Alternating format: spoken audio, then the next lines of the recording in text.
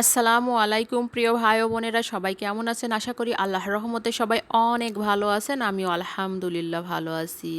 দেখেই বুঝতে পারছেন শীতের শুরুতেই আপনাদের মাঝে নিয়ে চলে আসলাম দুধ চিতই পিঠা। একেবারে পারফেক্ট একটি দুধ চিতই পিঠার রেসিপি শেয়ার করেছি। আশা করি রেসিপিটা আপনাদের সবার কাছে অনেক ভালো লাগবে। দেখুন, চিতই পিঠাটা এতটাই ভিজেছে দুধে আর এতটাই নরম সফট হয়েছিল, আমি পাতিলের থেকে এই বাটিটাতে তোলার পর একাই ভেঙে যাচ্ছে। আমি একটা পিঠা কেটে আপনাদেরকে দেখাচ্ছি এটা কতটা নরম এবং সফট হয়েছে। মাশাআল্লাহ, আলহামদুলিল্লাহ, খেতে তো অনেক অনেক টেস্ট হয়েছিল। এই তো দেখুন, অনেক নরম হয়েছে এবং সফট হয়েছে। চলুন দেখে আসি এই মজাদার রেসিপিটা আমি কিভাবে তৈরি করেছি। খুবই ইজিলি তৈরি করেছি।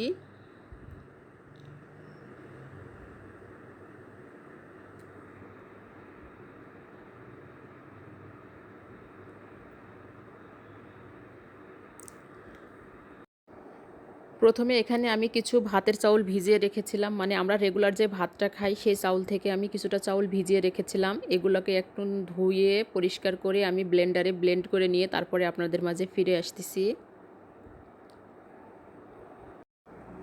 এই তো ব্লেন্ড করা হয়ে গেছে, আমি ফিরে আসলাম। এখন দিয়ে দিব এর মধ্যে নুন এবং কিছুটা পানি দিয়ে চামচ দিয়ে নাড়িয়ে আমি পারফেক্ট একটা ব্যাটার তৈরি করে নিব। আর এখানে আজকে আমি অনেকগুলা পিঠা তৈরি করব, বেশ অনেকগুলা চাউল নিয়েছিলাম। দিয়ে দিচ্ছি লবণ, দিয়ে দেব পরিমাণ মতো পানি।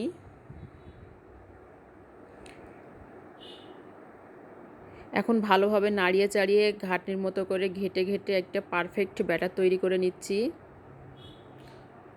এই তো দেখুন, ব্যাটারের ঘনত্বটা এমন হবে। পিঠার ব্যাটারটাকে একপাশে রেখে দিয়ে আমি এখন পিঠা ভিজানোর যে শিরাটা বা রসটা বা দুধটা সেগুলোকে জাল করে নিয়েছি। এখানে আমি 2 কেজি গরুর দুধ জাল করে নিয়েছি ভালোভাবে। এখন দিয়ে দিব ফ্লেভারের জন্য এখানে কিছু এলাচ, দারচিনি এবং তেজপাতা। সাথে দিয়ে দেবো সামান্য একটু লবণ। আমি মিষ্টি খাবারে বরাবরই লবণ পছন্দ করি বা দেই। এখন একটু ভালোভাবে ফুটিয়ে নিব।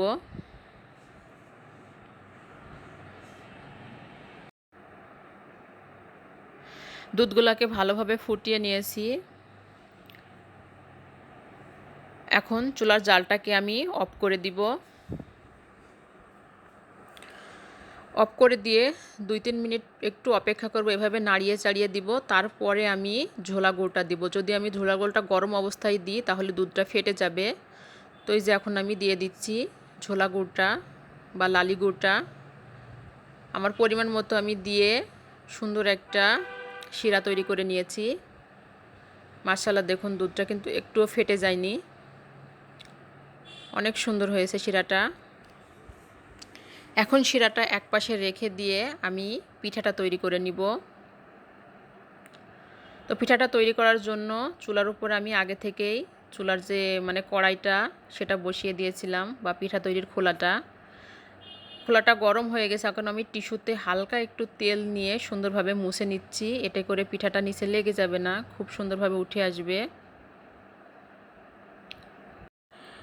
এখন প্রথম পিঠাটা দিয়ে দিচ্ছি বিসমিল্লাহ বলে। পিঠা দেওয়ার পরে আমি একটু অপেক্ষা করব যাতে করে একটু এই যেভাবে করে ফুটে আসে বা জালি তৈরি হয় পিঠার মধ্যে।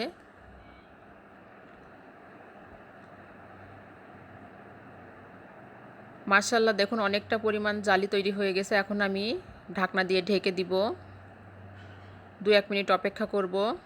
আর প্রত্যেকবার একটা করে পিঠা দেবার এভাবে পিঠার যে ব্যাটারটা সেটাকে ভালোভাবে এভাবে আমি ঘেটে নিব।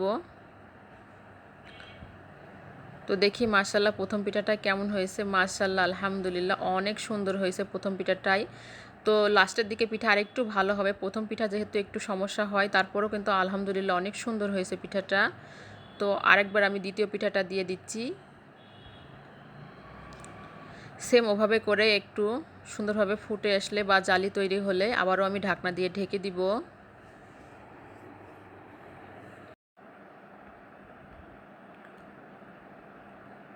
আবারও ঢাকনা দিয়ে ঢেকে দিলাম।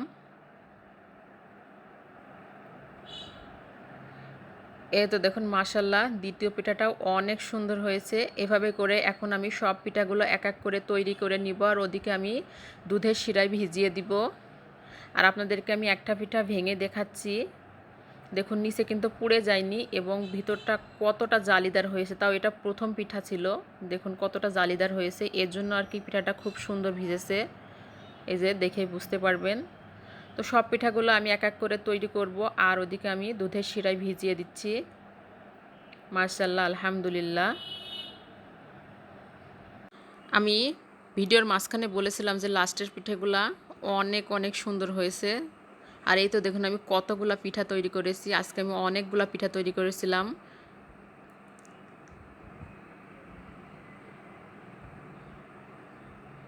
এই যে দেখুন এই পিঠাটা কত সুন্দর হয়েছে, একেবারে ফুলে টইটুম্বর হয়েছে। তো পিঠাগুলো আমি আগের দিন রাত্রে তৈরি করেছিলাম, মাশাআল্লাহ। এবং পরের দিন সকালে আমি সার্ভ করে আপনাদেরকে দেখাবো এই পিঠাটা দেখতে কেমন হয়েছে। আর আপনাদের কাছ থেকে আমি এখানে বিদায় নিয়ে নিব। দোয়া করি সবাই ভালো থাকেন, সুস্থ থাকেন। আল্লাহ হাফেজ। আসসালামু আলাইকুম ওয়া রাহমাতুল্লাহি ওয়া বারাকাতুহু।